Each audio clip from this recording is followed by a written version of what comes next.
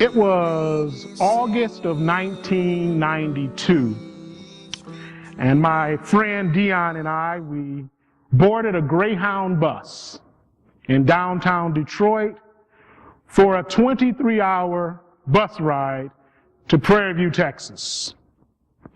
The first and the last time that I would ever take a bus ride that was that long. It was a young experience at that time in which I learned that some very interesting people ride the bus. Well, we were headed down again to Prairie View. Dion was a year ahead of me in high school, and we were both going down to Prairie View. We were going to be roommates. And so we headed down and started our first semester there.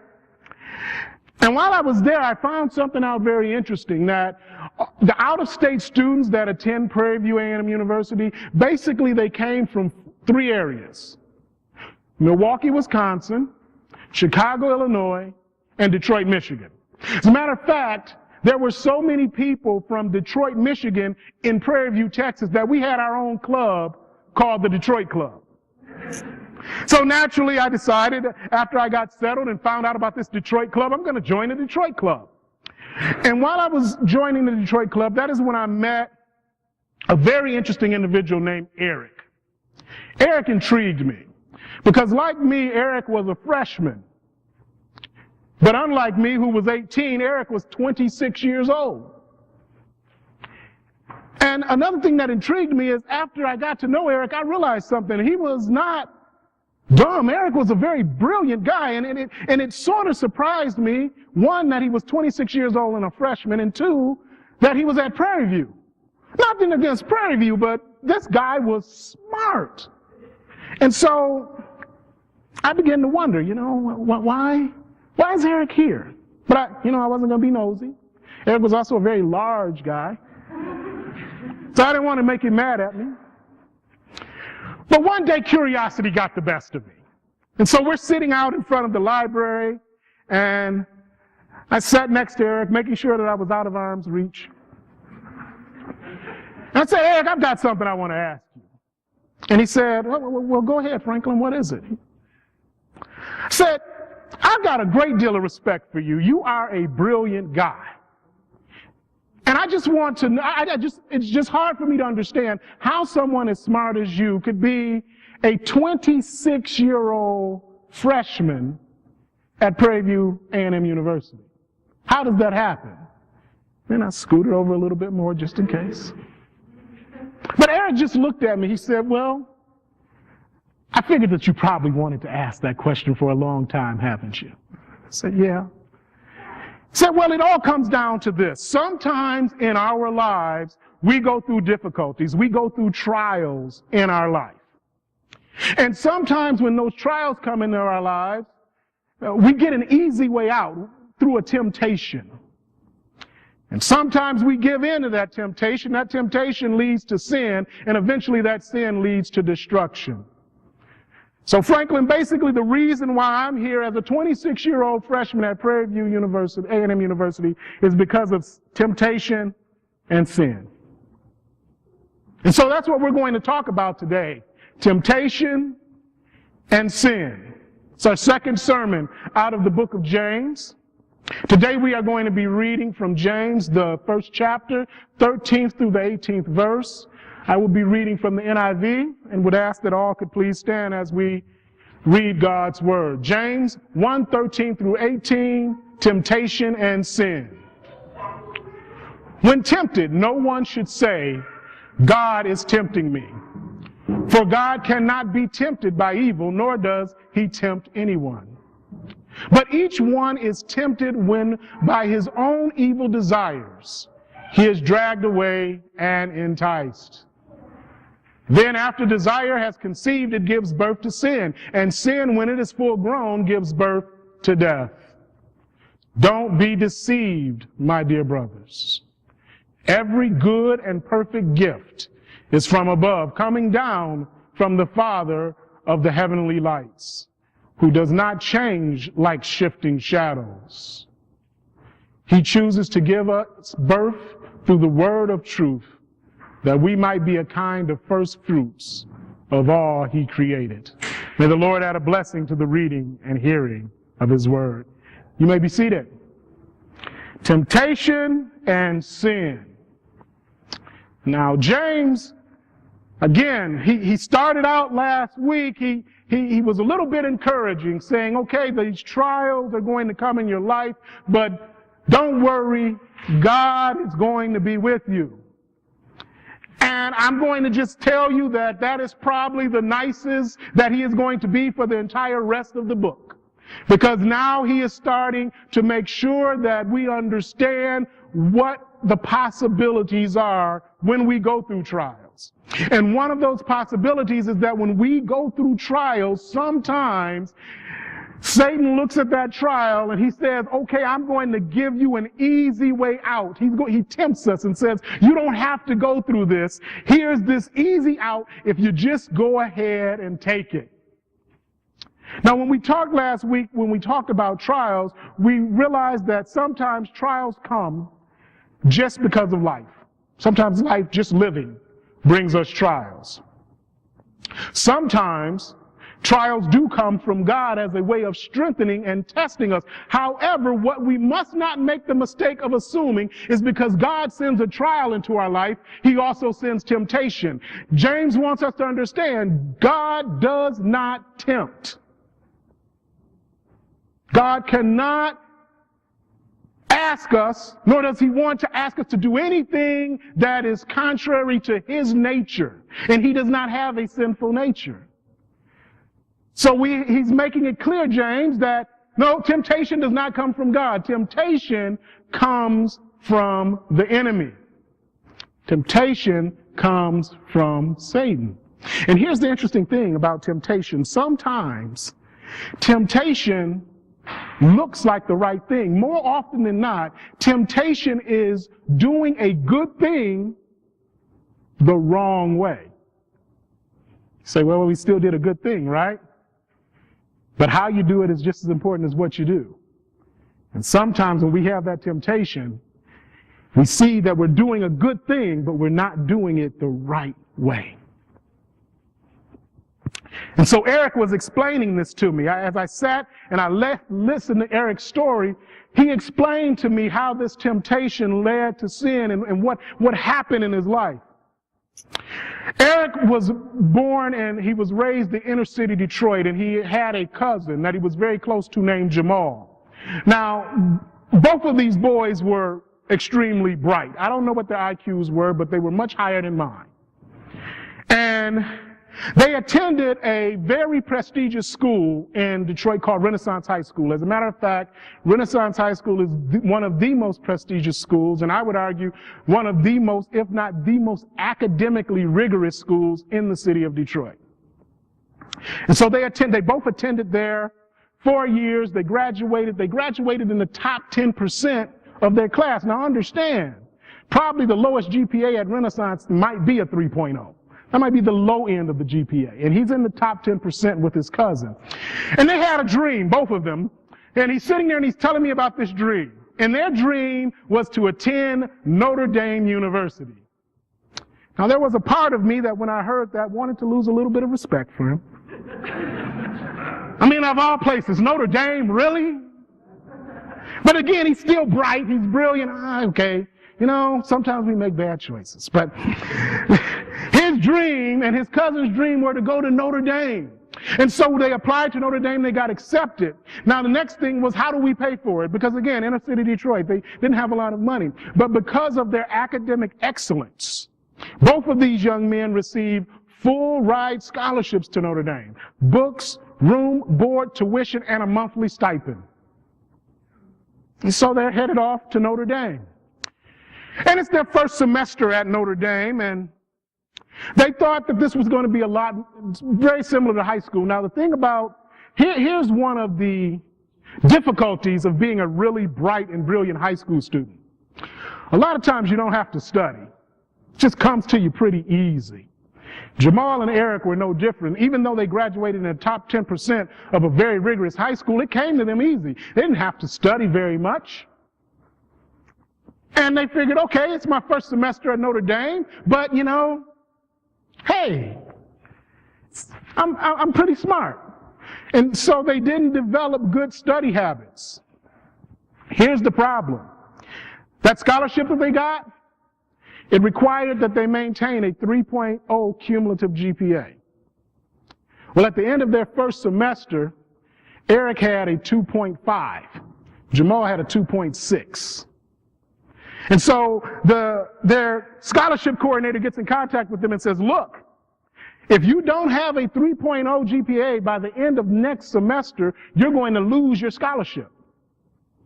So now they're getting a little bit nervous. Okay, well, you know, we're not in high school anymore. And so they start to study. They buckle down. They start to study hard. They know that they've dug a hole for themselves, so they're trying to dig their way out. And one day, both of them are sitting in the library. They're studying. And this student walks up to them and says, you know what? I see you guys, you study real hard. Are you on scholarship? And they say, yeah, we're on scholarship. What's the GPA you have to have? 3.0. And then they explain to them that, you know, we messed up this first semester, and now we're trying to dig our way out of a hole. And he says, you know what? I think I can help you with that. He says, if each of you give me $200 apiece, I can get you the answer, I can get you the questions that are going to be on the exams. Now, I can't get you the answer. You're still going to have to study, but you'll at least know what to study. You'll at least know the questions that are going to be there. And Jamal began to think, he's like, well, this isn't really cheating. You see, because I'm not getting the answer to the test questions. I just know what the questions are, so I know what to study, so I still have to do the work, so it's not really cheating, you know, doing a good thing the wrong way. See how the enemy can work? He makes it look like what I'm doing is not really that bad. But as Jamal continued to think about it, he said, you know, yeah, it is. It's cheating. And his cousin Eric said, no, it's not. Here's your $200. Get me what I need. So Eric decided that he would indeed take those answers, take those questions. And he studied, and he did well, and he brought his GPA up just enough to make sure that he kept that scholarship. Well, the next year comes, and Eric decides, you know what, I'm not going to make the same mistake twice.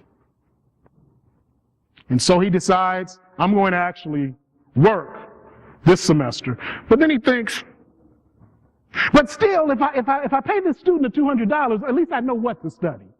So he pays him $200 again. And he gets him the answers again, and he studies, and the end of that first semester of his second year, he does okay.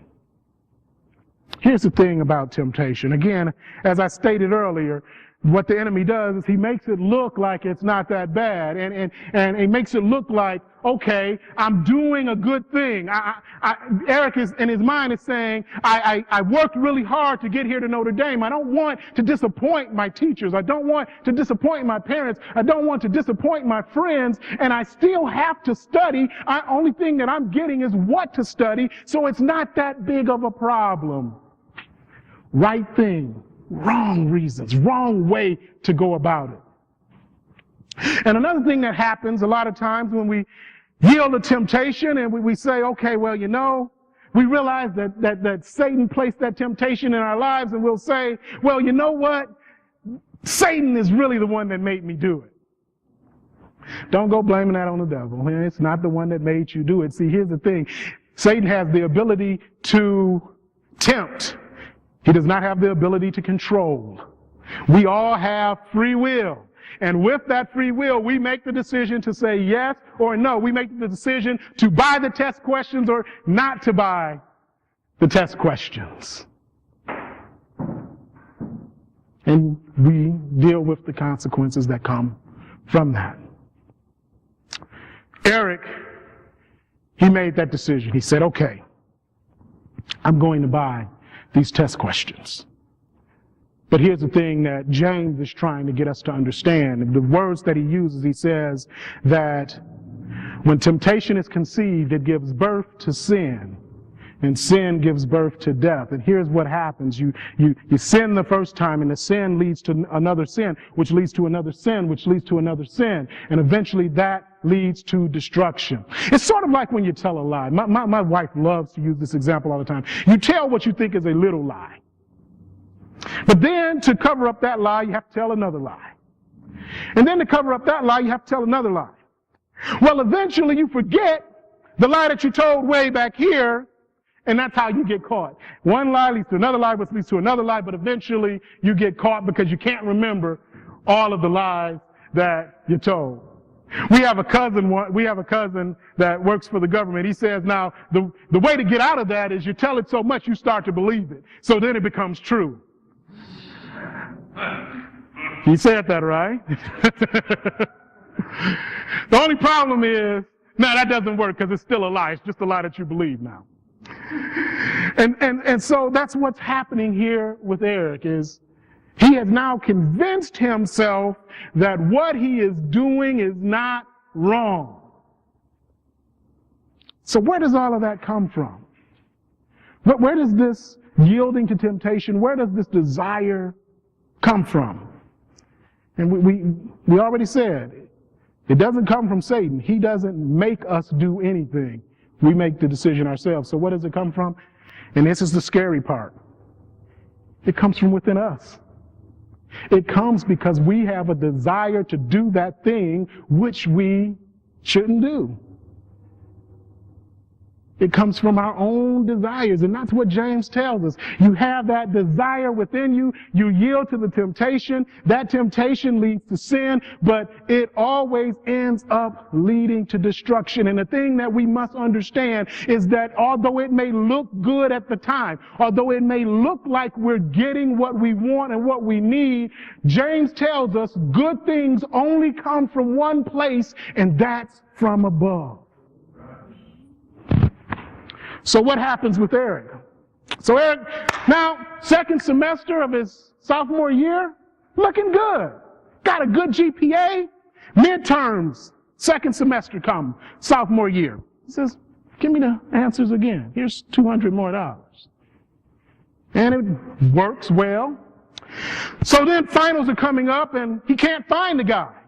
It's like, okay, where's the guy with the test answers? He got caught. And to save his own behind, what did he do? He told everybody that he sold answers to, sold tests to. Well, I don't know how much you know about college. Colleges in some areas are pretty lenient, but one area they are not lenient in is when it comes to academic fraud or cheating. Especially at your more prestigious colleges such as Notre Dame, that is grounds for expulsion. And so now at the end of his sophomore year, at the age of 19, Eric is expelled from Notre Dame for cheating and academic fraud. Just a year and a half earlier, he was worried about being dismissed because he wasn't going to have the GPA to maintain his scholarship. Now, the dream is over. It's been destroyed because he's gotten caught. You see, it looks good sometimes. It looks like we're going to get what we want when we give in to that temptation, but James is telling us, don't believe it. It always leads to destruction. It always leads to bad things happening down the road. Well, you know, I already pay too much in taxes. Let me claim a few kids I don't have. We're talking about the federal government here. They will find you eventually. And not only do you have to pay back the money that you got, you have to pay it back with interest and penalties. It always ends up bad down the road. And that is what James wants us to understand. No good truly comes from yielding to temptation. The only good that comes from God. Now here's the hard part. So wait a minute, you haven't told me the hard part yet? No, I haven't. Here's the hard part. Sometimes making the right decision is hard. And sometimes making the right decision doesn't get us what we want. It doesn't get us that desire within us. Because I've been talking about Eric all of this time, but I told you he went to school with his cousin, Jamal. And I know some of you are probably wondering, well, what happened with him? Well, remember, Jamal said no. He decided that he was not going to take those test questions. He worked really hard.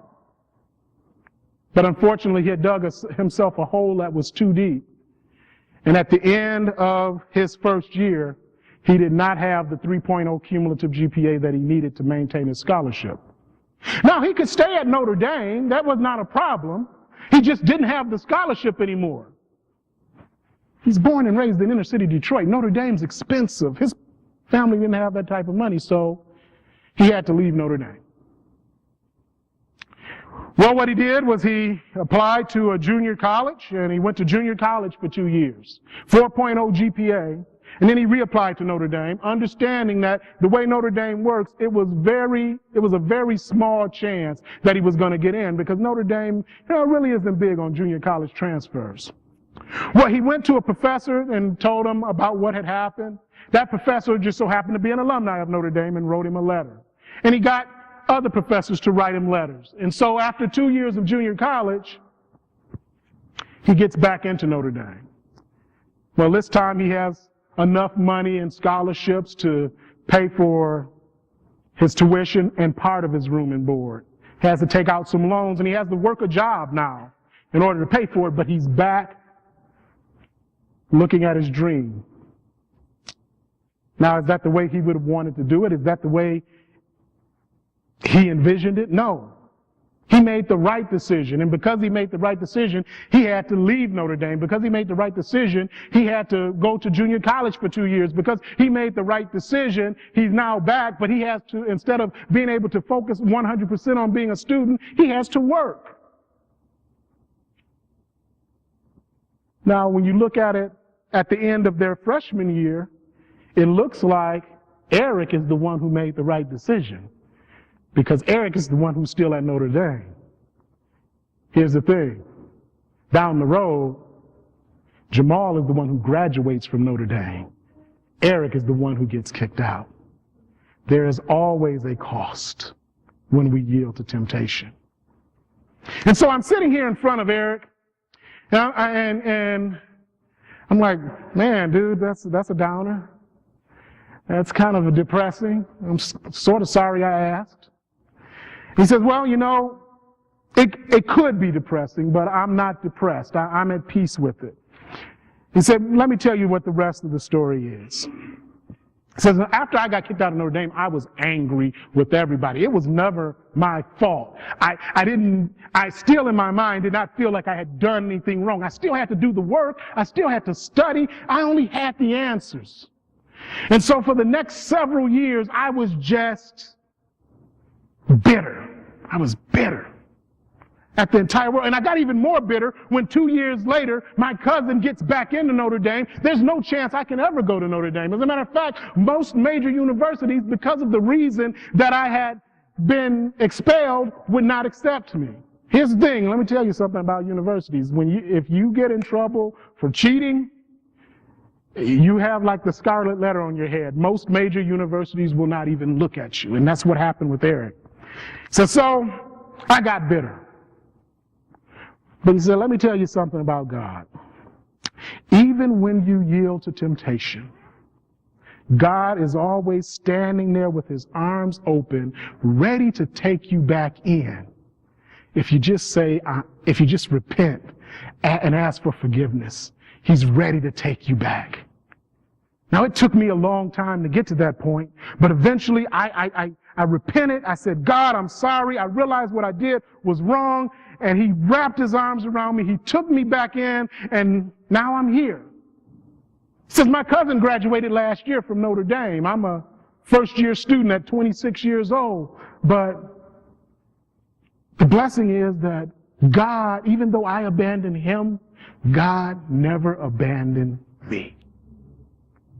And that's how it is in those times when we yield to temptation, in those times when we do what we shouldn't, in those times when we do what is contrary to what God would want us to do, God never abandons us. He still stands there with his arm open. He still knocks at the door and says, will you open it and let me in? All we need to do is just realize what we've done, ask for forgiveness, repent, and he wraps his arms around us and says, okay, know you made a mistake, but come on back in.